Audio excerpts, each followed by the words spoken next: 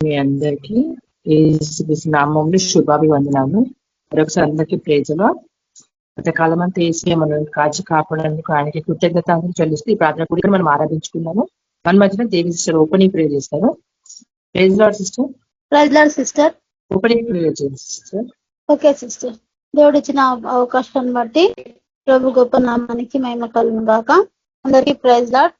మనం ప్రేయర్ చేసుకొని ఇప్పుడు మీటింగ్ స్టార్ట్ చేసుకున్నాం. మహాగండ మహోన్నతుడ సర్వోన్నతుడ సర్వశక్తి మంతుడా సజ్జుడు అయిన గొప్ప దేవానికి వందనాలేసయ. గత కాలం అంతా నా ప్రభువ కాచి కాపాడి నీ కృపలో భద్రపరుచుకున్న గొప్ప దేవుడునైనా నీకు వేలాది వందనాలు స్తుతులు స్తోత్రాలు దేవా. నీ పరిశుద్ధ ఘనమైన నామాన్ని కోటాను కోట్ల నమస్కారాలు తండ్రి.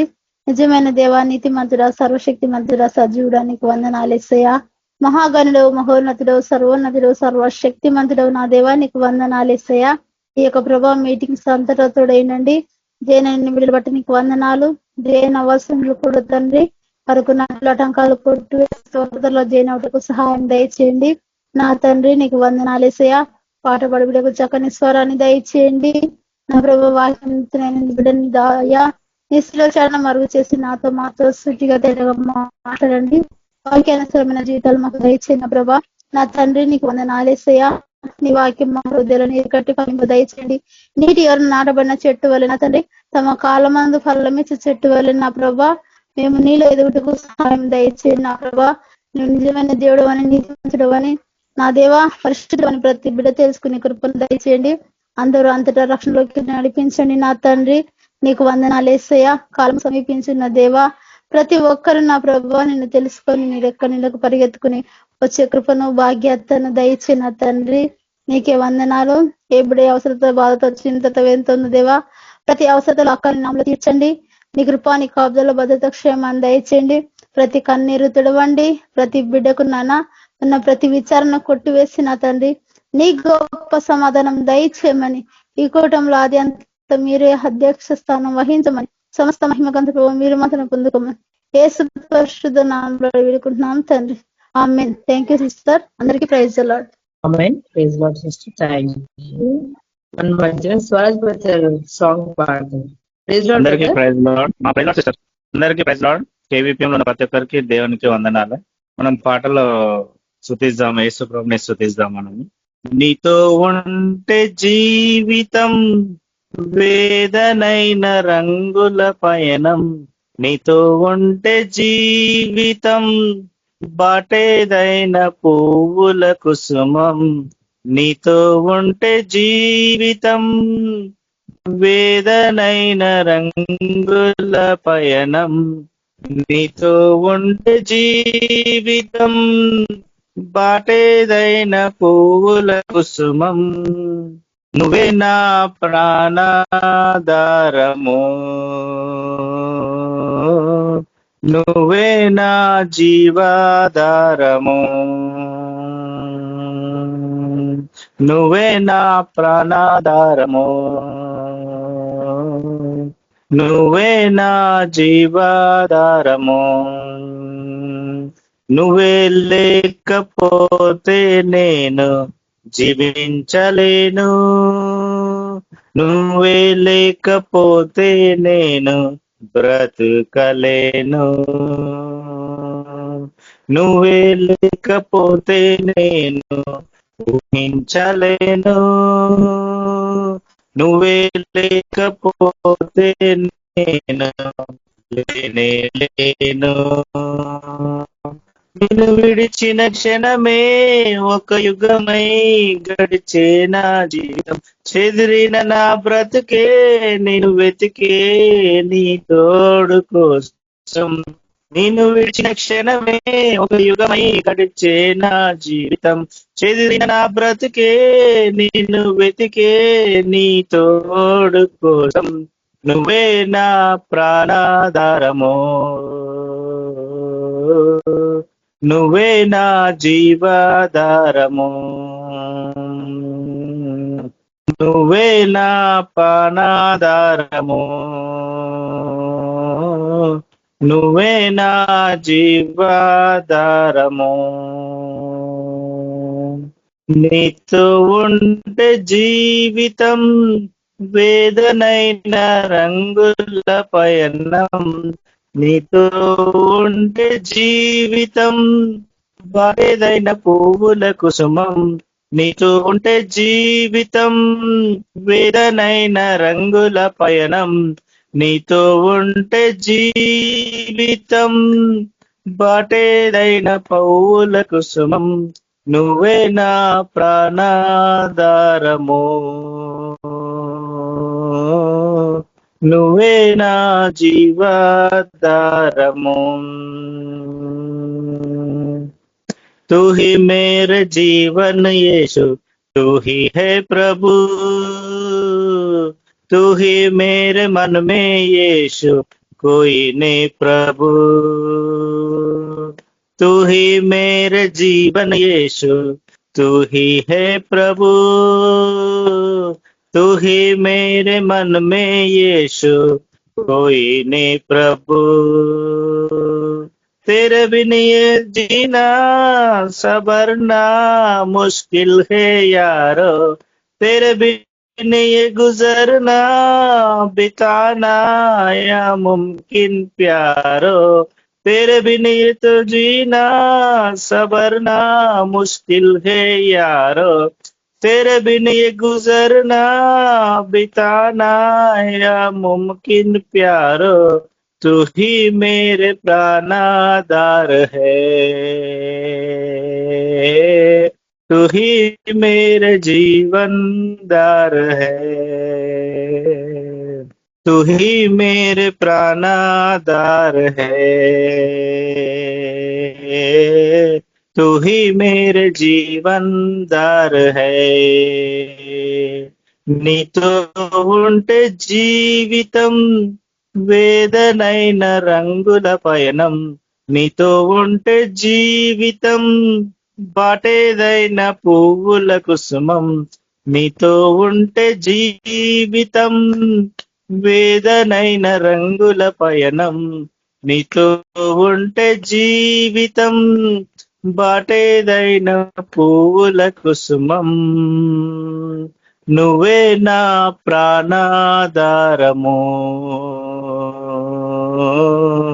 నువ్వే నా జీవాధారము, నువ్వే నా ప్రాణాధారము, నువ్వే నా జీవాధారము.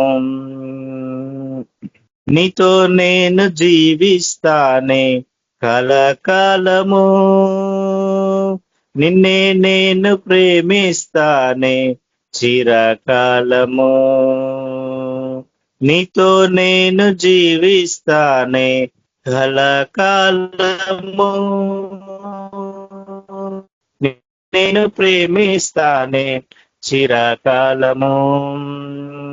లోకంలోన ఎన్నో వెతుక అంతా శూన్యము, చివరికి నువ్వు నిలిచావే సదాకాలము. లోకంలోన ఎన్నో వెతిక అంతా శూన్యము, చివరికి నువ్వే నిలిచావే సదాకాలము. నిన్ను విడువను దేవా నా ప్రభువా నా ప్రాణనాథ, నీ చేతితో మలచి నన్ను విరచి సరిచేయునాదా. నిన్ను విడువను దేవా నా ప్రభువా నా ప్రాణనాథ, నీ చేతితో మలచి నన్ను విరచి సరిచేయు దేవా. నువ్వే నా ప్రాణాధారము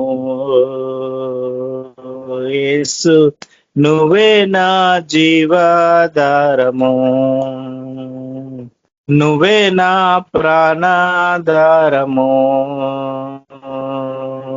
యేసు, నువ్వే నా జీవాధారము.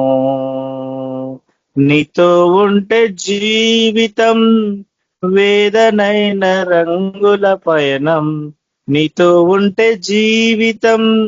పాటేదైన పువ్వుల కుసుమం, నీతో ఉంటే జీవితం. వేదనైన రంగుల పయనం, నీతో ఉంటే జీవితం బాటేదైన పువ్వుల కుసుమం. నువ్వే నా ప్రాణాధారము, నువ్వే నా జీవాధారము. నువ్వే ప్రాణాధారము యేసు, నువ్వే నా జీవాధారము. Hallelujah. Thank you so much sister for giving this song. Thank you. Thank you. మధ్యన స్వప్న సిస్టర్ గారు వాక్యం చేపిస్తారు. Sister praise lord sister. వాక్యం చూసుకున్నాం. ప్రార్థన. స్తోత్రం ప్రభా, పరిశుద్ధులకు తండ్రి దేవ యేసు ప్రభానికి వందనాలు చెల్లిస్తున్నాము ప్రభా.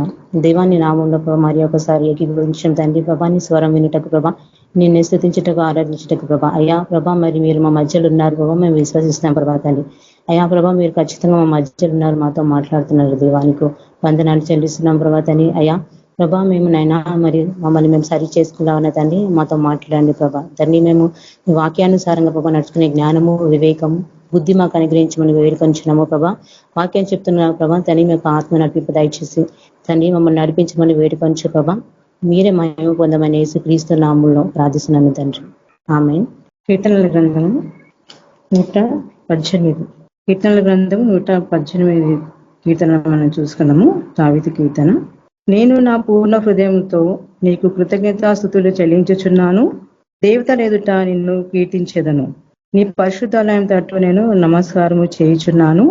నీ నామం అంతటి కంటే నీవిచ్చిన వాక్యమును నీవు గొప్ప చేసి ఉన్నావు. నీ కృపా సత్యమును బట్టి నీ నామమునకు కృతజ్ఞతాస్తుతులు నేను చెల్లించెదను. అంటే మనం ఇక్కడ మనకి ఏం దేవుడి వాక్యం మనకు బయలుపరుస్తుందంటే, మనము దేవుని కదా పూర్ణ హృదయంతో మనం అంటాం కదా, నేను నా పూర్ణ హృదయంతో నీకు కృతజ్ఞతాస్తుతులు చెల్లించున్నాము. అయితే మనం ఎప్పుడు మన ప్రభువుకి కదా మనము మన పూర్ణ హృదయంతో అయిన కంట మనం కృతజ్ఞతాస్తుతులు చెల్లించాలి. అయితే మనము దేవతల ఎదుట అంట కదా దేవుని కీర్తించాలంట కదా. మనం ఇక్కడ చెప్తున్నాడు, దేవతల ఎదుట నేను కీర్తించదను. చూడండి, అయితే నీ పరిశుద్ధాలయం తట్టు నేను నమస్కారం చేయించున్నాను అని అంటున్నాడు ఇక్కడ భక్తుడు.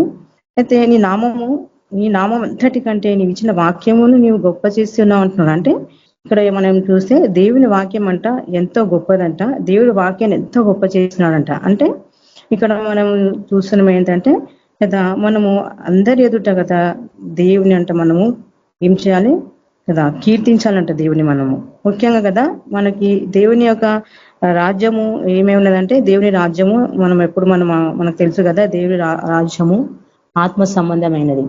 కాబట్టి ఆత్మల లోకంలో మనము కదా మనమంతా ఆత్మల లోకంలో పోరాడుచడం మనకి ఒక యుద్ధం ఉన్నది.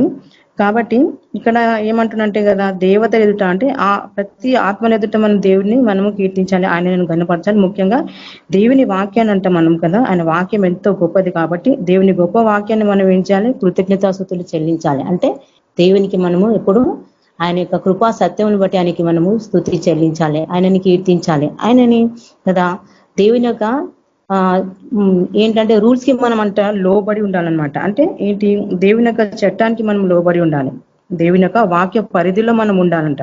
ఎందుకంటే ఇక్కడ దేవుని వాక్యాన్ని దేవుడు గొప్ప చేసినాడంట కదా. మనకి దేవుడు యోహాను సువార్తలో చూస్తాం మనము, దేవుడు ఏమంటాడంటే కదా, నేను దేవుని యొక్క వాక్యమే సత్యం అంట కదా. దేవుడు అంట మనకి ఇచ్చినది ఏంటంట కదా, దేవుని వాక్యమే ఇచ్చినాడంట మనకి కదా. మనుషులకి ఏమి ఇచ్చినాడు దేవా అంటాడు యేసు ప్రభు యోహాను సువార్త, ప్రభు నేను వారికి ఇచ్చినది నీ వాక్యమే, నీ వాక్యమే సత్యము అని అంటాడు కదా. అట్లా అయితే మనం ఆ వాక్యం మనం చూస్తే ఇక్కడ దేవుని వాక్యం ఎంతో గొప్ప చేస్తున్నాడు. ఎందుకంటే దేవుని వాక్యం ఎంతో శక్తి కలదు కాబట్టి ఇక్కడ మనకి ఏం తెలుస్తుందంటే, మనం చూస్తే దేవుని యొక్క వాక్యం ఏంటి, దేవుని చట్టము దేవుని వాక్యమే. అంటే దేవుని వాక్యానికి మనము లోబడి నడుచుకోవాలి, దేవుని వాక్యానికి మనం కదా ఎక్కువ ప్రాధాన్యత ఇవ్వాలన్నమాట.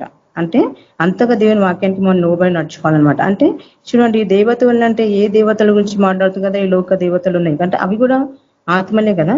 వాటి ముందరగా మనం ప్రభునే మనము కీర్తించాలి కదా. సరే ఏంటంటే కదా, దేవుని యొక్క వాక్యాన్ని మనము ఏం చేయాలి, పాటించాలి, అవలంబించాలి. దేవుని వాక్యాన్ని మనం ఏం చేయాలంటే కదా, ఒక చట్టాన్ని మనం మన జీవితంలో మనం అవలంబించుకోవాలి. అంటే దేవుని వాక్యానుసారంగా నడుచుకోవాలన్నమాట. అప్పుడు కదా మనం ఏమో కదా ఆయన యొక్క వాక్యం రెక్కల కింద మనం ఉండి మనం నడుచుకోవాలి.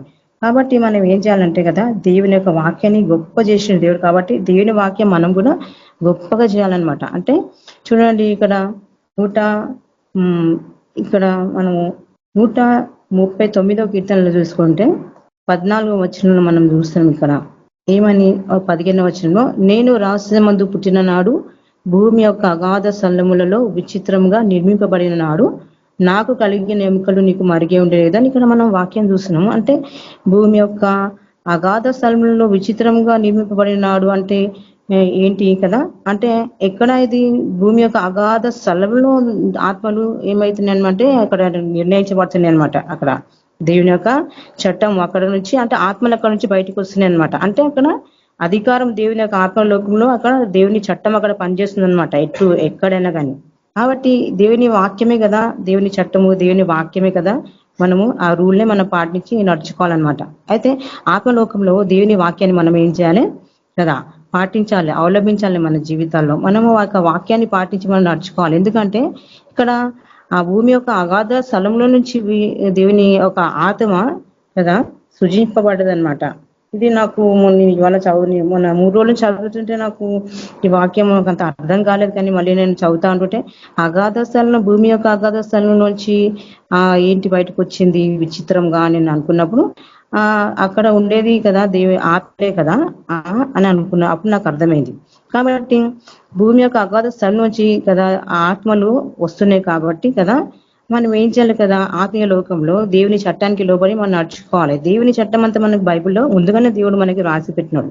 చూడండి ఇక్కడ మనం కింద చూస్తే కింద వచనంలో 16లో కింద వచనంలో అంట 16 వచనంలో, నా దినములన్నీ నీ గ్రంథంలో లిఖితమాయను అని ఇక్కడ ఉంది.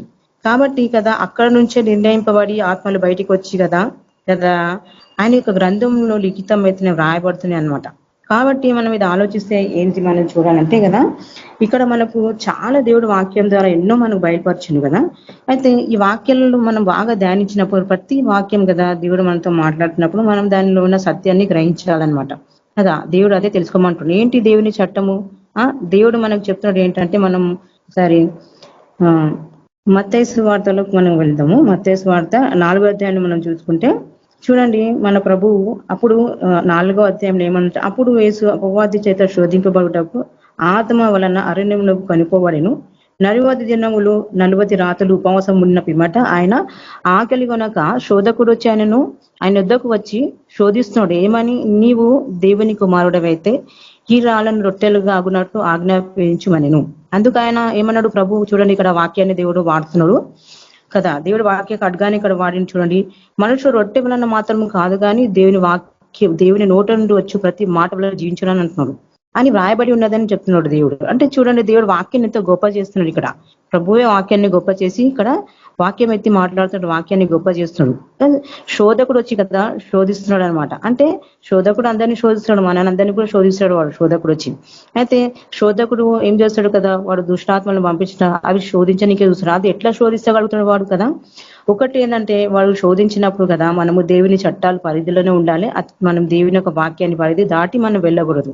ఒకటి వాడు శోధించినప్పుడు. ఇంకోటి ఏంటంటే కదా వాడు మనం శోధించనీకే వస్తుందంటే మనం కూడా ఏం చేస్తామంటే దేవుని యొక్క వాక్యానికి కదా అవతల పోయి మనం ప్రవర్తిస్తే వాడు వచ్చి కదా శోధిస్తాడు. 2 కాబట్టి మనం ఏం చేయాలంటే కదా దేవుని వాక్యానికి లోబడి మనం నడుచుకుంటే కదా ఆ శోధకుడు వచ్చి శోధించిన వాడు పారిపోతాడు అనమాట మన దగ్గర నుంచి.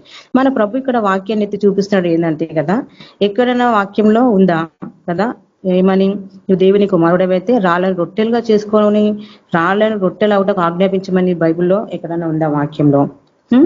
లేదు కదా. అయితే వాడు ఏం చేస్తున్నాడు ఈ విధంగా ప్రభు ద్వారా, అంటే ప్రభు ఏం చేసిండు కదా, ఈ వాక్యం అయితే వ్రాయబడి ఉన్నది కాబట్టి ఈ వాక్యం వ్రాయబడి ఉన్నదని ప్రభు వాక్యాన్ని చూపిస్తున్నాడు. అయితే తన తర్వాత ఏం అయింది ఇక్కడ అని అంతటా అపవాది ఏం చేసిండు, పరిశుద్ధ పట్టణంలోకి ఆయన తీసుకొని పోయిండు కదా, ఆత్మలో తీసుకొని పోయిండు. అట్లా శారీరకంగా పోలేదు కదా దేవుడు, ఆ శరీరంతో ఇట్లా ఎత్తుకొని పోయి పోలేదు కదా, ఆత్మలను శోధింపబడుతున్నాడు ఆత్మీయ లోకంలో. అయితే తీసుకొని దేవాలయం యొక్క శిఖరంలోకి ఆయన తీసుకొని పోయిండంట. తీసుకుపోయి ఏం చెప్తున్నాడు, నువ్వు దేవుని కుమారుడు అయితే క్రిందికి దూకుమని అంటున్నాడు.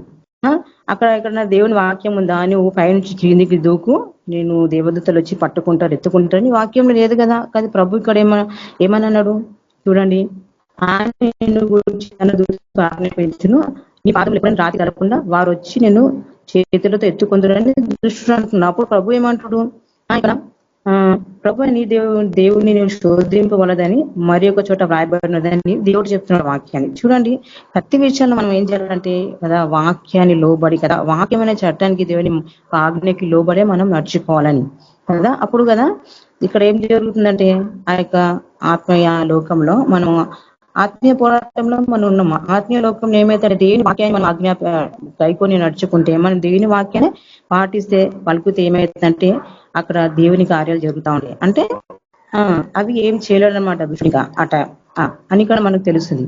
అంతటా అపవాది ఏం చేసిండు కదా, పెద్ద శిఖరం మీద తీసుకెళ్ళినట కదా. చూడండి, మనము ఇది చూస్తే మనం తెలుసుకోవాలి ఏంటంటే, అక్కడ వాడు ఏం చెప్తున్నాడు, అపవాది కదా కొన్ని అబద్ధాలు చెప్తున్నాడు, కొంచెం వాక్యాన్ని యాడ్ చేసి చెప్తున్నాడు అనమాట. అది మనము తెలుసుకోవాలన్నమాట. అయితే దేవుడు ఏమన్నాడు అక్కడ చివరికి, నీ ప్రభువైన నీ దేవుడిని మొక్కి ఆయనను మాత్రం సేవింపవాలని అన్నాడు. ఎందుకంటే ఆయన మొక్కమన్నాడు కదా దుష్టుడు, నాకు మొక్కితే కదా ఈ మహిమలన్నీ నీకు ఇస్తానని సాగిలపడమన్నాడు ప్రభుకి. నేను ప్రభు ఏం చేసిండు అక్కడ వాక్యాన్ని ఎత్తి పలికిండు. అంటే చూడండి, వాక్యం ఎంత శక్తి గలది. కాబట్టి నేను ఎందుకు చెప్తున్నానంటే, ఒకసారి ఏం జరిగిందంటే, ఇప్పుడు ఇక్కడ మనం చూస్తాం ఈ వాక్యం మనం చూసాం కదా. మత్తయి సువార్తలకు ఒకసారి వెళ్దాము. చూడండి, మత్తయి సువార్త 5వ వచనంలో మనం 5వ అధ్యాయంలోకి వచ్చి చూస్తాము. 21లో ఇక్కడ ఏమన్నాడంటే, నరహత్య చేయవద్దని దేవుడు, నరహత్య చేయవద్దని, నరహత్య చేయవాడు విమర్శకు లోబడని కదా పూర్వీకులు చెప్పిపోయిన మాట మీరు విన్నారు కదా. నేను మీతో చెప్పినది ఏమనగా, తన సహోదరి మీద కోపపడు ప్రతి వాడు విమర్శకు లోనగును, తన సహోదరిని చూచి బెదరుడు అని చెప్పువాడు మహాసభకు లోనగునని ఇక్కడ చెప్తున్నాడు దేవుడు.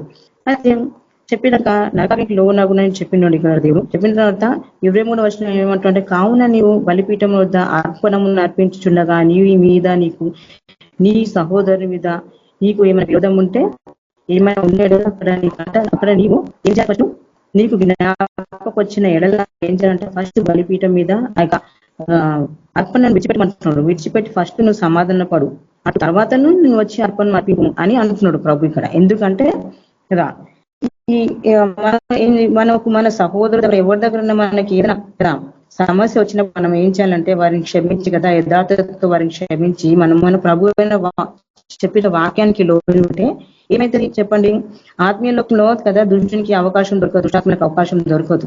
లేదు, ప్రభు చెప్పినట్టు ఈ వాక్యం పాటించకుండా ఎవరి విధమైన ద్వేషము కోపము ఏదైనా పెట్టుకుంటే, పగ ఏమైనా పెట్టుకుంటే కదా వాటికి అవకాశం ఇచ్చినట్టే. అప్పుడు వాడు ఏం చేస్తాడు కదా, అవి వచ్చి కదా ఈ యొక్క వారి ఇల్లంతలో వాళ్ళ ఇంటిలో మొత్తాన్ని స్వాధీనపరచుకొని వాళ్ళ ఇంటినంతా నేను నాశనం చేస్తాడు అనమాట. కాబట్టి ఇప్పుడు దేవుడి వాక్యానికి లోబడి ఇక్కడ మనకు రాయబడే వాక్యానికి మనం లోబడాలన్నమాట.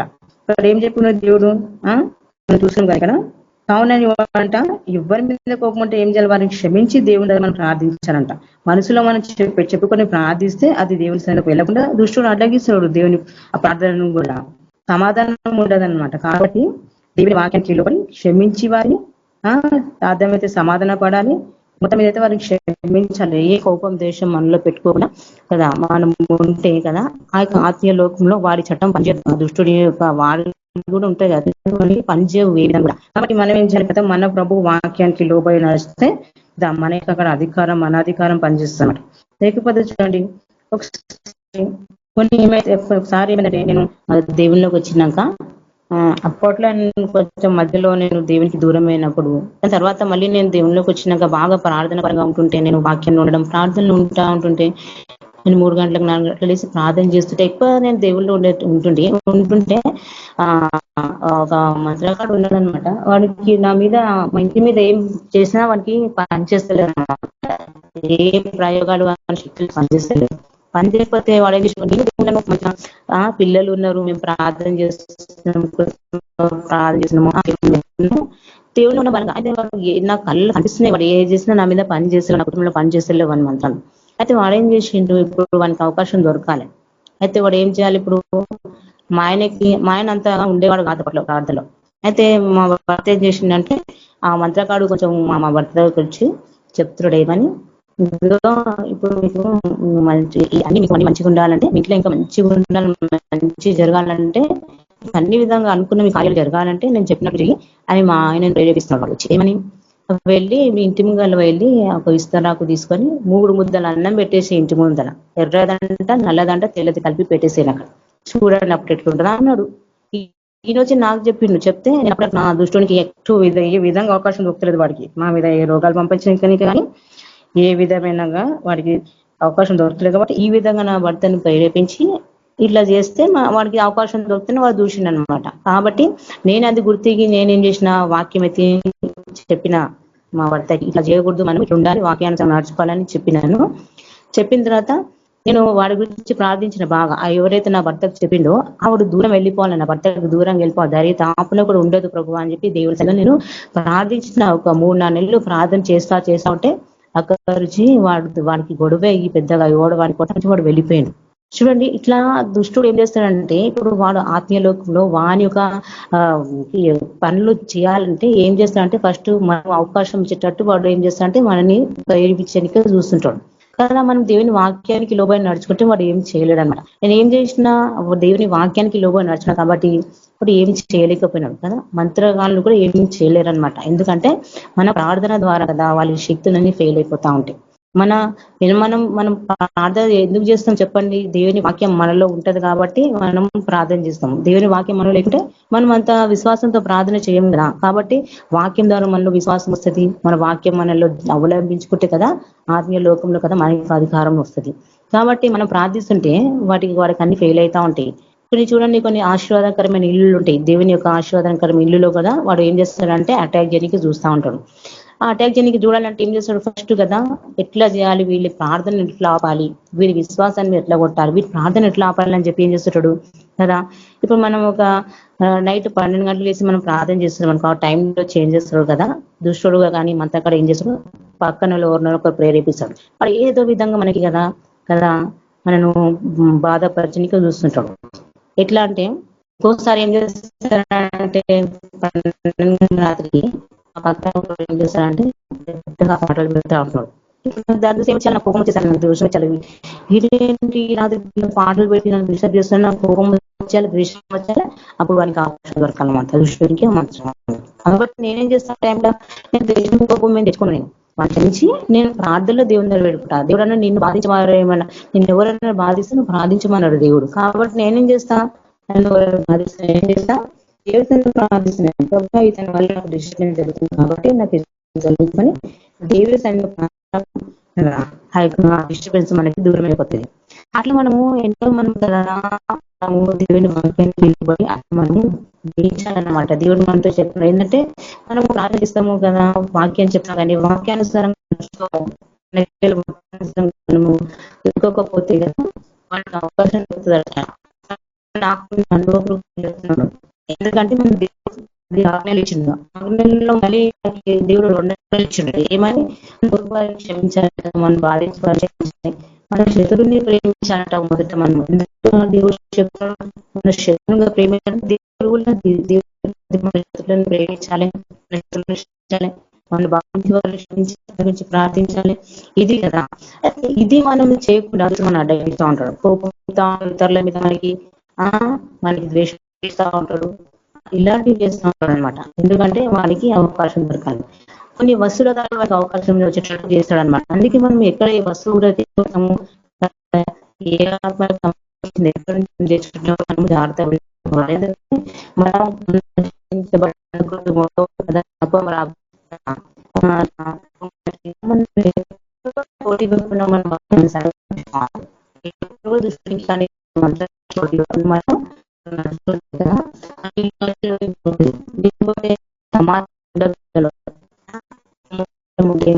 సమాధానం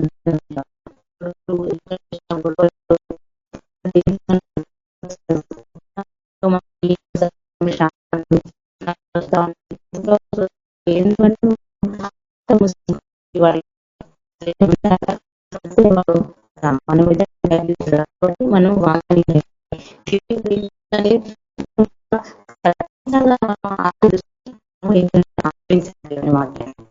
చెప్పింది దేవుడు క్షమించమని ఈ విధంగా ఎందుకు వెళ్ళిన సమాధానం అందుకే దేవుని వాక్యంలో వాడు ఓడిపోవాలి కదా, వాడి వాళ్ళంటే మనం దేవుని ఇంకో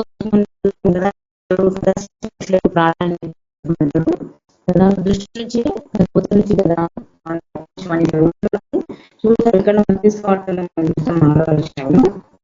శిష్యులకు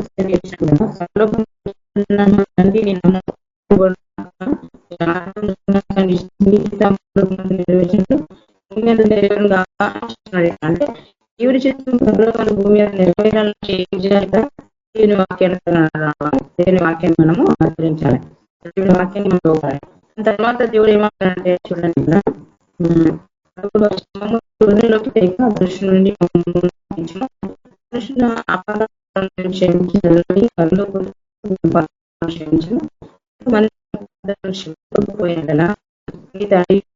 క్షమించుకున్నాడు ఇక్కడ.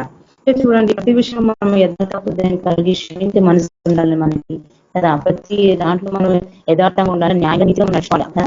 కాబట్టి దేవుడి వాక్యం అంట కదా, ఆయన ఇక్కడ ప్రవక్త దావీదు ప్రవక్త అంటారు కదా, కృపా సత్యాన్ని బట్టి కదా నీ నామమును నీ నేను కీర్తిస్తున్నాను కదా అని చెప్తున్నాడు కదా.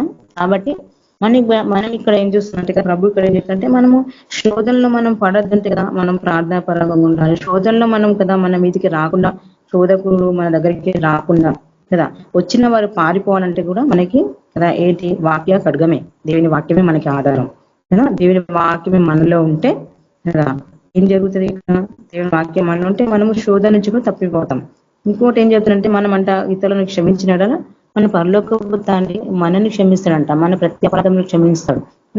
మనం అనుకుంటాం మనం ఏ అపరాధం నుంచి చేయమనుకుంటాం, కానీ కదా మన హృదయంలో ఏ ద్వేషం ఉన్నా ఏ కోపం ఉన్నా కదా కదా ఇతరులకు వ్యతిరేకంగా ఏ విధంగా మనం ఆటంకం చేయడం లాంటి ఏమన్నా చేసినా అది అన్ని కదా మనం చేసిన దోషమే కదా, అవన్నీ కదా అపరాధాలే కదా, చిన్న చిన్న మనకు కారణం అనమాట.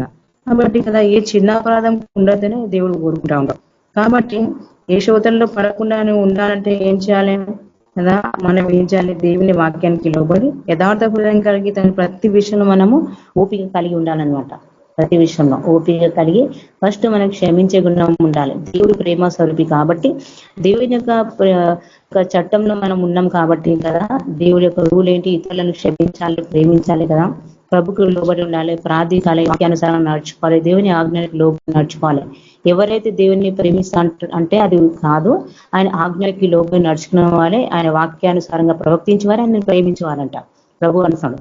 ప్రభు మనకు కదా చూపిస్తున్నాడు, మీరు ఈ విధంగా నడవాలి, విధంగా ఉండండి కదా. అప్పుడు కదా దుష్టుడి యొక్క ఏ ఆయుధం మన మీద పని చేయదు, ఏ మంత్రం కానీ ఒక మంత్రం మన మీద పనిచేయదు. కాబట్టి మనం సేవకులను చూస్తున్నాం చూడండి, సేవకులు వాళ్ళు యథార్థంగా ఉంటారు, వాళ్ళు కదా వాళ్ళు బాగా ప్రార్థన ఉంటారు, వాక్యానుసారంగా ఉంటారు, వాక్యానికి లోపలి వాళ్ళు జీవిస్తాన్ని నచ్చుకుంటారు. కాబట్టి వాళ్ళు ఎక్కడెక్కడ వెళ్ళి సేవ చేస్తుంటారు, వాళ్ళ మీద ఏ మంత్రం పనిచేయదు, ఏ దుష్టుడు వాళ్ళ మీద పనిచేయడం అనమాట.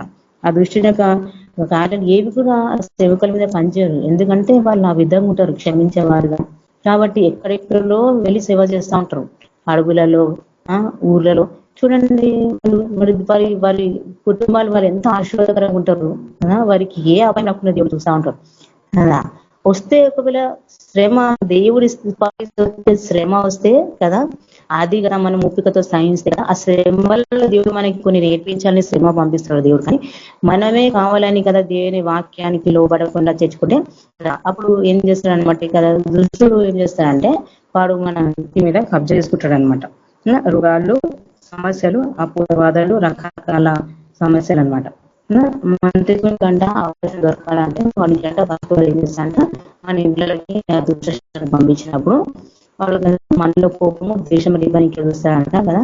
కలహాలు వాళ్ళు తెచ్చుకుంటున్న కలహాలు వచ్చేసి ఏదో లోపల నుంచి ఏదో ఆడకూడని మాట వెళ్ళిపోవాలి. ఏ విధంగా నాకు బూతులు కూడా మాట్లాడదు వస్తాడు. మనకి సమస్యలు వచ్చినా ఇంట్లో బూతు కూడా మాట్లాడదు, బూతు మాటలు మాట్లాడుతూ కూడా వాళ్ళు వచ్చేస్తాడు, ఆ మాటలు వచ్చేస్తాయి. కాబట్టి మనకి వాక్యంలో చెప్పబడదు కదా, మనం ఏది మాట్లాడినా కదా మనం చూసి మాట్లాడలేదు, జాగ్రత్తగా మాట్లాడాలి అని దేవుని వాక్యం చెప్తుంది. ఎందుకంటే మనము ఇప్పుడు ఉన్న దినాలు మంచిగా లేవు కదా, చూడండి భయంకరంగా ఉన్న దినాలని కదా. ఇంట్లో పోతే కూడా ఎట్లుంటుందంటే ఒకసారి నేను ఒక ఇంటికి పైన మా వాళ్ళ ఎంగేజ్మెంట్ పిలిస్తే అప్పుడు వాళ్ళ ఆచారాల పక్కన చేసినప్పుడు నాకైతే నేను కూడా తెచ్చుకున్నాను. అందరికి ఇస్తారు కదా, మరి తీసుకోకపోతే బాగుండదని చెప్పి అది బొట్టు గిన్నె ఉంటుంది, ఆ బొట్టు గిన్నె ఆ గాజులు కొన్ని ఏదో బట్ట టవాలు ఇచ్చినప్పుడు నేను తెచ్చుకున్నాను అనమాట. అంటే అందరికి ఇచ్చిన నాకు ఇస్తే నేను కూడా తెచ్చుకుని ఇంట్లో పెట్టుకుంటే 3 రోజులు వచ్చి ఆ ఇంటి యొక్క ఆత్మ నాతో వచ్చి కొట్లాడుతుంది. ఏంది ఇది ఎందుకు నా దగ్గర గొడవపడుతుందని నేను చూస్తా ఉంటే నాకు ఒక ప్రేరణ వస్తుంది. అదంటూ నేను నాది తెచ్చుకొని పెట్టుకున్నా, ఎందుకు తీసుకున్నాను, నాది ఎందుకు తెచ్చుకొని పెట్టుకున్నా, ఇట్లా దగ్గర అనుకుంటే నేను తర్వాత నేను ప్రార్థనలో చేసుకుంటూ ఏంటి ప్రభావ ఇది ఏం చూస్తుంది ఇట్లా అని ఆలోచిస్తే తర్వాత నాకు అనిపించేది ఫలాన్ని ఇంతకించాలని తెచ్చుకోవాలా, అందువల్ల ఇది వచ్చి నేను శోధిస్తుందంటే నేనేం చేసిన వాటిని అన్ని తీసి అందించి పరిచిన అనిపించింది రావడం నాకు. చూడండి, నేను అనుభవపూర్వకంగా చెప్తున్నా, నాకు వచ్చిన జరిగింది. కాబట్టి వస్తాయి అపవిత్రమైన తెచ్చుకొద్దుకొని కదా. కాబట్టి దేవుడు మనకు చెప్తున్నాడు ఏదైనా మనం వాక్యానుసారంగా నడుచుకోవాలి. ముఖ్యం కదా, మన దేవుని వాక్యానికి లోబడి ఆయన చట్టానికి లోబడి నడుచుకోవాలి. ఆత్మలోకంలో దేవుని యొక్క పనిస్తాను కూడా అవి కూడా దేవుని చట్టానికి లోబడతాయి. అవి ఏం తెలుసా, మనం అవకాశం ఇస్తే వస్తాయి అవి. చూడండి, కాబట్టి మనము ఎక్కడ అవకాశం ఇస్తున్నాము, ఎక్కడ మనము కదా మనము తప్పుగా మనం ప్రవర్తిస్తున్నాం మనం చూసుకోవాలి అని దేవుడు మనకు చెప్తున్నాం. కాబట్టి ఇక్కడ మనము ఏమనుకున్నాడు దేవుడు చూడండి, మత్తయి సువార్త 5:43 చూస్తే పొరుగు వారిని ప్రేమించి నీ శత్రువుని ద్వేషించుమని చెప్పబడిన మాట మీరు విన్నాం కదా. నేను మీతో చెప్పినది ఏమనగా మీరు మీ పరలోకమందున్న మీ తండ్రికి కుమారులై ఉండునట్లు, ఏమన్నట్లు మీ పరలోక తండ్రికి మీరు కుమారులై ఉండునట్లు మీ శత్రులను ప్రేమించుడి అంటున్నాడు దేవుడు. మిమ్మల్ని హింసించి వారి కొరకు ప్రార్థన చేయుడి. కాబట్టి ఇక్కడ మనకి ఏం బయలుపరుస్తున్నాడు దేవుడు, మీ పరలోకపు తండ్రికి మీరు కుమారులే ఉండాలంటే మీరు ప్రతి విషయంలో కూడా దేవుని వాక్యానికి లోబడి ఆయన యొక్క చట్టానికి ఆయన రూల్స్ కి మనం లోబడి నడుచుకోవాలన్నమాట. ఎక్కడ కూడా చూడండి, ఒకసారి నేను ఇట్లనే వెళ్తున్నాను సేవకి వెళ్తున్నాను, కానీ అప్పుడు స్టార్టింగ్ లో నా ప్రవక్తనలో కోపం ఉండేది, కొంచెం కోపము అట్లా ఉన్నప్పుడు నేను వెళ్తున్నప్పుడు ఏమైందంటే నాకు ఆ సేవకుడు ద్వారా దేవుడు మాట్లాడి నాతోని అల్లట్టు అయిపోయినాను. అప్పుడే దేవుడు ఏమంటూ నీలో ఉన్న ఈ పులుపుని తీసా అన్నాడు దేవుడు. నాకు నాలో ఏముంది పులుపు, నేను అంతా మార్చుకున్నా కదా, నా ప్రవక్తను అంతా మార్చుకున్నా, నేను తగ్గించుకుంటున్నా, అంత బాగానే ఉంటాం, కానీ కొంచెం కోపం వచ్చేది బాగా. నాకు కొంచెం ఏమనేవారేమంటే కోపం వచ్చేది. అయితే నేనేం చేసిన, అయితే దేవుడు ఆ మాట అనేసరికి నేను గుర్తించి ఆ కోపం అనేది నా నుంచి తీసేసిన. ఆ కోపం అనేది ఏమైతుందంటే ద్వేషంగా మారుతుంది. ఆ ద్వేషం అనేది కదా వేరే వేరే విధంగా మారినప్పుడు కదా అది మనకు మంచిది కాదనమాట. కాబట్టి నేను దేవుడు నాతో ఆ విధంగా మాట్లాడగానే ఎవరేమని అంటే నేను చేస్తా, నేను కోపం పెట్టుకోను. అందుకే నేను దేవుని వాక్యానికి నేను లోబడిపోయి కదా నా బాధ అంతా దేవునికి అప్పగించుకుంటా. ప్రభువా ఇంకా కదా ఏదున్నా నువ్వే చూసుకోతివా, నన్ను క్షమించమంటాను కదా, నన్ను బాధించే వారిని కూడా క్షమించమని నేను సాధ్యమైనంత వరకు నేను ప్రార్థిస్తూ ఉంటా తగ్గించుకొని. కాబట్టి చూడండి, దేవుడికి మన కోపము దేవుని నీతిని అంటే ఎప్పుడు నెరవేర్చలేదంట. కాబట్టి ఎప్పుడు మనం కదా ఓపిక కలిగి, తగ్గింపు కలిగి, క్షమించే గుణం కలిగి దేవుని వాక్యానికి లోబడి నడుచుకోవాలి. శత్రువుకి అవకాశం ఇవ్వద్దు, దుష్టునికి అవకాశం ఇవ్వద్దు, మంత్రకాలకు అవకాశం ఇవ్వద్దు. మనలో ఒక దుష్టునికి సంబంధించి ఏది మనలోకి వచ్చినా వానికి అవకాశం దొరుకుతుందంట. కాబట్టి మనం ఏం చేయాలి, అందుకే దేవుడు ఏమంటుంది మనకి కదా, ఈ దేవుని వాక్యం మనకు బయటపరుస్తున్నాడు, మీ శత్రువులను ప్రేమించండి, క్షమించండి, మీ పరలోక తండ్రికి మీరు కుమారులుగా ఉండాలంటే మీరు ఈ విధంగా చూడండి, నేను చెప్పినట్లు నడుచుకోవడానికి దేవుడు మనకి వాక్యం బయలుపరుస్తున్నాడు. కాబట్టి ఆయన అంటే దేవుడు చూడు ఇక్కడ ఏమంటున్నాడు, చెడ్డవారి మీదను మంచి వారి మీదను ఆయన తన సూర్యుని ఉదయింపజేయను కదా, నీతి మంతుల మీదను అనీతి మంతుల మీదను వర్షం కురిపించను, మీరు మిమ్మల్ని ప్రేమించి వారిని ప్రేమించిన మీకేమీ ఫలము కలుగును అంటున్నాడు. శృంగారుని అలాగే చేస్తున్నారు కదా, శృంగారుని అలాగే చేయుదురు కదా, మీ సహోదరులకు మాత్రము వందనము చేసిన మీరు ఎక్కువ చేయించున్నదేమి, మనతో మంచిగా ఉన్న వారితో మనం మంచి కలిసిమెలిసి కదా మనం ఉండి మనం క్షమిస్తే ఏంటి, దాంట్లో ఎక్కువ మీరు చేయించినది అన్య జనులు కూడా అలాగే ప్రవర్తిస్తారు, అలాగే చేస్తారు కదా. కాబట్టి మీరైతే మీ పరలోకపు తండ్రి పరిపూర్ణుడు కనుక మీరును పరిపూర్ణులై ఉండేదారు అని అంటున్నాడు. చూడండి, మీరు పరలోకపు తండ్రికి దేవుని కుమారుల అగుటకు ఏం చేయాలంట కదా, మీరైతే కదా అన్యజనులు అలాగే ప్రవర్తిస్తారంట. కాబట్టి మనము దేవుని పిల్లలం, మనము దేవుని కుమారులము, మీరైతే మీ పరలోకపు తండ్రి యొక్క పరిపూర్ణుడు అంట. కాబట్టి మీరు కూడా పరిపూర్ణులుగా ఉండేదారు. కాబట్టి మనం కూడా అంటాం కదా పరిపూర్ణంగా ఉండాలంట. మనం ఏం చేయాలంటే ప్రాక్టీస్ చేయాలి, ప్రయాస కదా, పడాలి, ప్రాక్టీస్ చేయాలి. ప్రాక్టీస్ చేసి మనం ఏం చేయాలంటే దేవుని వాక్యాన్ని మనం మన హృదయం కదా స్థిరపరచుకోవాలి. కాబట్టి మనము ఇక్కడ దేవుడు ఏమంటున్నాడు, ఇక్కడ మనము దావీదు ఒక కీర్తనలో చూస్తే ఇక్కడ ఏమని చెప్తున్నాడు కదా, మరి ఒకసారి మనం వెళ్దాము దావీదు కీర్తనలో 130 కీర్తనలు చూసుకున్నాం. అయితే ప్రభు ఇక్కడ ఏం చెప్తున్నాడు, యెహోవా నీవు నన్ను పరిశోధించి తెలుసుకొని ఉన్నావు, నేను కూర్చుండుటయు నేను లేచుటయు నీకు తెలియను, నాకు తలంపు పుట్టక మునిపే నీవు నా మనస్సును గ్రహించి ఉన్నావు. అయితే నా నడకను నా పడకను నీవు పరిశీలన చేసి ఉన్నావు, నా చర్య అంతటిని నువ్వు బాగుగా తెలుసుకొని ఉన్నావు అని ప్రభు ఇక్కడ భక్తుడు అంటున్నాడు. కాబట్టి దేవుడు అంట మన చర్యలు అన్నింటినీ చూస్తున్నాడు కదా, మనం వాక్యానుసారంగా ఉన్నామా లేదా, నడుచుకుంటున్నామా లేదా. నువ్వు ఆయన చర్య అంతటిని వారు కలిగి నడుచుకున్నావు అనుకో కదా, ఏది కదా నీ మీదకి కదా పనిచేయదు, నీ ఇల్లు ఆశ్వాదకరంగా ఉంటుందంట కదా. ఎప్పుడు దేవుడు కదా మనతో ఉంటాడు అనమాట. అయితే ఇక్కడ చెప్తుండే ఏంటంటే కదా, దేవుడు అంట పరిశోధించి మన హృదయం తెలుసుకున్నప్పుడు మన హృదయంలో దేవుని వాక్యం కనపడాలి, దేవుని యొక్క మాటలు మన హృదయంలో స్థిరపరచబడి ఉండాలి. కాబట్టి ఇక్కడ ఏమంటుందంటే 139వ కీర్తనలో 22లో చూస్తే కూడా దేవుడు ఏమనుందంటే, దేవా నన్ను పరిశోధించి నా హృదయమందు కదా నా హృదయమును తెలుసుకొనుము, నన్ను పరీక్షించి నా ఆలోచనను తెలుసుకొనుము, నీకు ఆయస్కరమైన మార్గము నా యందున్నదేమో చూడుము అని ఇక్కడ భక్తుడు అడుగుతున్నాడు. కాబట్టి మన హృదయాలను కదా దేవుడు మన హృదయం కూడా పరిశీలించినప్పుడు దేవుని వాక్యం మన హృదయంలో దేవునికి కనపడాలన్నమాట. కాబట్టి దేవుడు హృదయంను పరిశోధించేవాడు. కాబట్టి దేవా నన్ను పరిశోధించి నా హృదయం తెలుసుకొను అంటున్నాడు. కాబట్టి మనలో ఆయస్కరమైన ఏదైనా కదా ఉంటే కదా వాటిని మనం తీసి పడాలని చెప్తున్నాడు ఇక్కడ దేవుడు. ఏది కూడా మన ప్రభువుకు ఆయస్కరమైనది మనలో ఉంటే వాటిని మనం అంట తీసివేసేసుకోవాలి. తీసివేయమని మనం దేవుని అడగాలన్నమాట. మనం ఏం చేస్తామంటే కొన్నిసార్లు కదా మనకి మంచిగానే అనిపిస్తాయి, ఎదుటి వాళ్ళే తప్పులుగా అనిపిస్తూ ఉంటాయి మనం. కాబట్టి మనం ఏం చేయాలి కదా, మొదట మనం ఫస్ట్ మన ప్రభు వాక్యానికి లోబడి మనం ఇతరులకు చెప్పాలి. మనల్ని మనం కరెక్ట్ చేసుకోకుండా మనలో మనం మనం పెట్టుకొని ఆయస్కరమైన దేవునికి పెట్టుకొని మనం ఇతరులకు ఎట్లా చెప్పగలం చెప్పండి కదా. చెప్పినా వాక్యం ఏం చేస్తుంది అంటే కదా, అది ఆ ఎదుటి వ్యక్తిలో పని చేయదనమాట కదా. యథార్థంగా నువ్వు ఉండి కదా దేవుని వాక్యం చెప్పినప్పుడు కదా, యథార్థత ఎప్పుడు ఉంటుంది నీలో, దేవుని వాక్యం నీలో ఉన్నప్పుడే, నువ్వు ఆయన వాక్యాన్ని గైకొన్నప్పుడే, నీ హృదయం మీద ఆయన వాక్యాన్ని నువ్వు స్థిరపరిచి పెట్టుకొని ఆయన వాక్యానికి లోబడినప్పుడే. కాబట్టి దేవుడు కదా మనం అనాలి కదా, మనం ప్రార్థించలేము దేవునికి కదా, మనకు తెలియనివి ఇంకేమైనా మనలో మనం తెలియకుండా ఉన్నామా తీసివేయమని దేవుని ప్రార్థించాలి. చాలాసార్లు మనం కదా ఇతరులని మనం అంటుంటా ఉంటాం, వీళ్ళు అట్లా అన్నారు, వాళ్ళు ఇట్లా అన్నారు, వీళ్ళు నన్ను చూసి ఇట్లా అన్ని ఏమేమో అనుకుంటా ఉంటాం, వ్యర్థమని అన్ని మనం. కానీ అవన్నీ వేస్ట్ అని మనం గ్రహించాలి కదా. ప్రభు ఒక్కటే మనకు స్థిరము కదా, ప్రభు వాక్యమే మనకు స్థిరము, మన వాక్యానుసారంగా నడుచుకోవటమే మనకి ముఖ్యము కదా.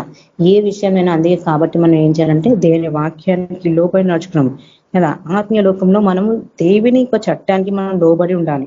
మనం ముఖ్యంగా ఇక్కడ తెలుసుకోవాల్సిన వాక్యం ఏంటంటే, కాబట్టి దేవుని వాక్యాన్ని గొప్ప చేసినాడు ఇక్కడ కదా. నేను ఆమము కంటే నీవు ఇచ్చిన వాక్యం గొప్ప చేసి ఉన్నావు కాబట్టి కదా, దేవుని వాక్యాన్ని గొప్ప చేయాలంటే మనం కూడా ఏం చేయాలి, మన హృదయం మీద దేవుని వాక్యాన్ని మనం స్థిరపరచుకొని దేవుని వాక్యాన్ని నడుచుకున్నప్పుడు కదా, ఇక దుష్టులం గల దురాత్మలం గల కూడా దేవుని వాక్యాన్ని మనం పలకాలి కదా. లేకపోతే వాడు ఏం చేస్తాడు కదా, వాడు మంత్రకాడు ఏం చేస్తాడు కదా, స్వాధీనం చేసుకోవాలని చూస్తూ ఉంటాడు కదా.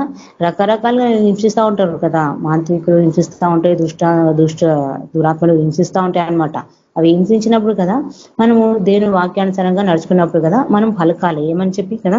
ఇప్పుడు నా దేహమే ఉందనుకో, నా దేహంలో ఏదైనా రోగం వచ్చిందనుకో, మనం అనాలి నా దేహము దేవునికి ఆలయమే ఉన్నది, నా దేవుడు నా దేహము పరిశుద్ధాత్మకు ఆలయం ఉన్నది, కాబట్టి నీవు నాలో ఉండటానికి వీలేదు, నీకు అధికారం లేదు, వెళ్ళిపోనాలి మన దేహంలో నుంచి.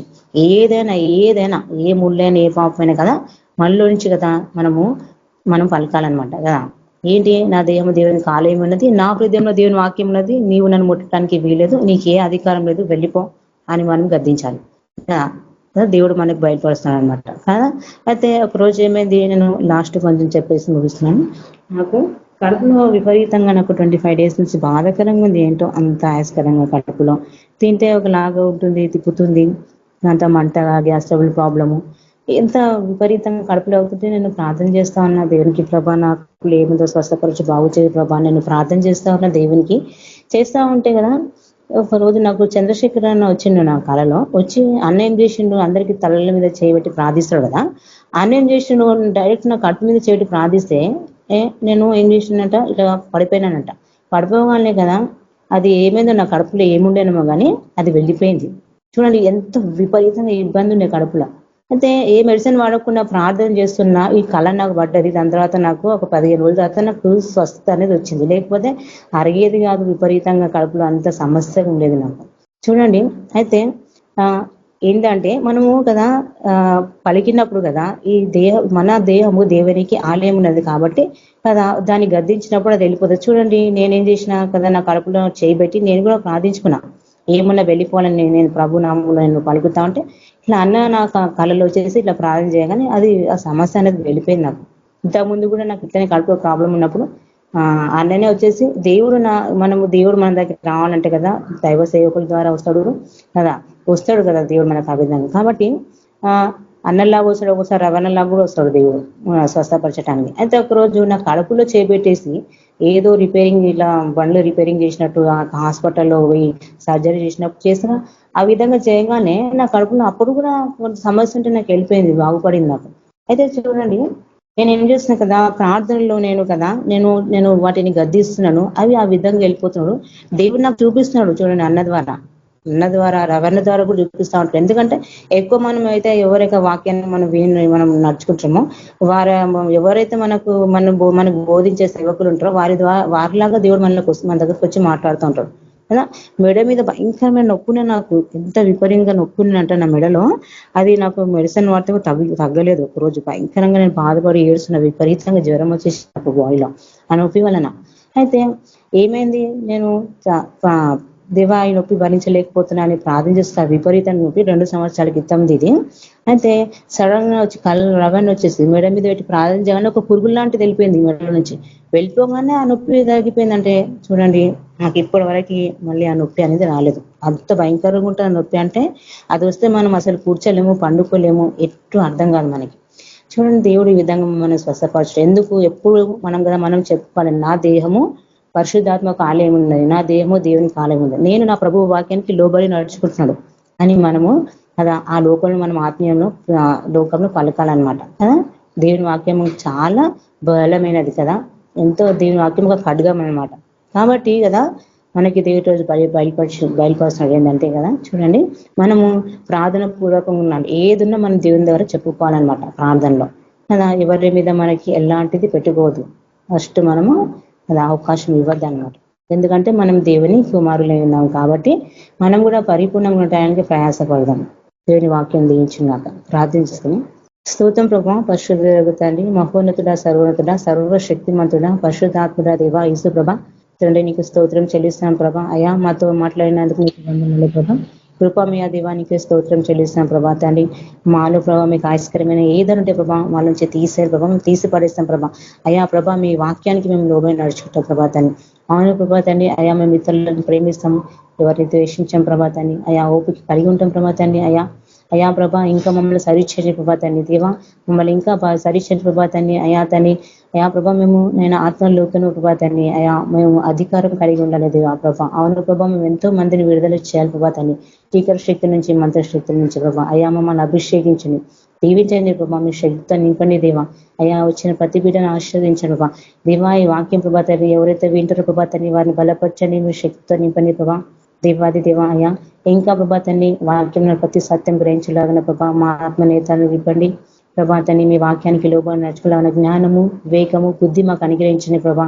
అవును ప్రభా తండ్రి మీ వాక్యానికి లోబడి మేము నడుచుకుంటాం దేవా ప్రభా. మమ్మల్ని ఎంతగానో మీరు దాన్ని ఆశీర్వదించిన ప్రభా తండ్రి. అయా మా ఆశీర్వాదం ప్రభా తండ్రి వాడు అడ్డగించడానికి మాకు ఏవో శోధనలు చేస్తుంటారు, కానీ ప్రభా మేము మాత్రం ప్రభా మీ వాక్యానికి లోబడి వాడిని ప్రభా మేము అణచివేస్తాం ప్రభా తండ్రి. కానీ మేము మాత్రం ప్రభా ఎట్టి పరిస్థితుల్లో తండ్రి వాక్యానికి ప్రభా మేము దాటి మేము వెళ్ళాం ప్రభా. తండ్రి మీ వాక్యం ఎక్కడికి మేము సురక్షితంగా మేము పెట్టినందుకు నీకు వందనాలు రాజా. మీ కృపలో భద్రపరిచిన వందనాలు ప్రభావ. ప్రతి కుటుంబాన్ని భద్రపరచండి తండ్రి. ఇక్కడ ప్రతి బిడ్డ యొక్క కుటుంబాన్ని భద్రపరచండి అయినా ఓపిక సహనం దయచేనైనా ప్రతి విషయాన్ని జ్ఞాపకాన్ని వాక్యాన్ని జ్ఞాపకం చేసుకొని గుర్తు పెట్టుకొని హృదయాన్ని స్థిరపరచుకొని నీ వాక్యాన్ని నడుచుకున్నాను సహాయపడమని వేడుకొంచున్నాను ప్రభా. స్తుతి ఘనత మహిమ ప్రభావములు తండ్రి నీకే కలుగును గాక దేవాది దేవ. యేసు క్రీస్తు పరిశుద్ధ నామంలో ప్రార్థిస్తున్నాను తండ్రి. Amen. Amen. Praise lord sister. Amen. Praise lord sister. మన మధ్యలో చంద్రశేఖర్ ఆశీర్వాదించి మోగిస్తారు. ప్రైజ్ లార్డ్ అన్నా. Praise lord. ఆశీర్వాదం. మన ప్రభువైన యేసు క్రీస్తు యొక్క కృప సమాధాన నడిపింపు మనందరికీ సదాకాలం తోడైండును గాక. ఆమేన్. ప్రైజ్ లార్డ్ సిస్టర్ అందరికీ. ఆమేన్. ఆమేన్. ప్రైజ్ అందరికీ ప్రైజ్ లార్డ్.